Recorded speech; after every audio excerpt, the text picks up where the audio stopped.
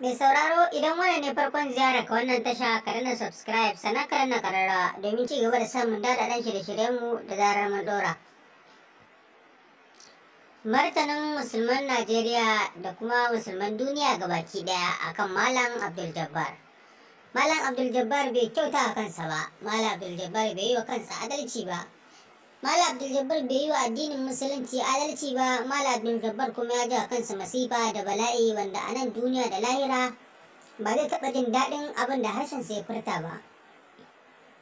Malam Abdul Jabbar malami ne mai almajirai amma kwata-kwata maganar da take fitowa daga bakinsa tana fita ne ba tare da an tauna ba, har ta kai ga yayi aikato ta katobara akan fiyayyen halitta sallallahu alaihi wasallam, wanda manya-manyan malamai suka fito suka faffada masa gashi amma nuna shi ya fi kowa sani, har yake ganin kai shi ya fi kowane malami ilimi. Yana da manya-manyan dalilan da yasa ya faɗi wannan maganar har ya buƙaci a zuwa yi muƙabala.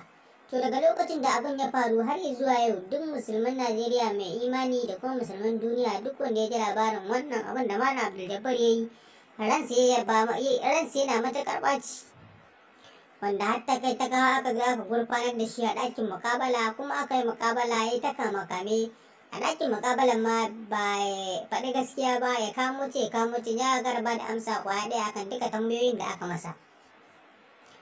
Malam Abdul Jabbar ya ci mutuncin addinin musulunci, Malam Abdul Jabbar kuma ya ci mutuncin musulmai, wanda insha Allah kuma shi sai ya girba abin da ya shuka da hannunsa.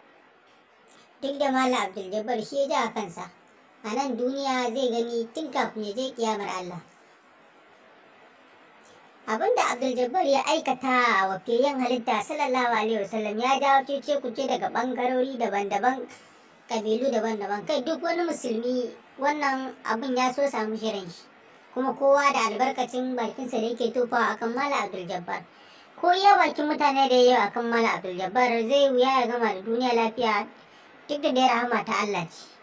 Amma yanzu ana nan za a gurfanar da shi a gaban kotu da sannan domin a yanke mar hukuncin abin da ya aikata. Domin ci gaba da kasancewa da mu a cikin wannan shirye-shiryen namu, ka danna subscribe sannan ka danna kararrawa domin ci gaba da samun daɗaɗɗen shirye-shiryenmu da zarar mun saki.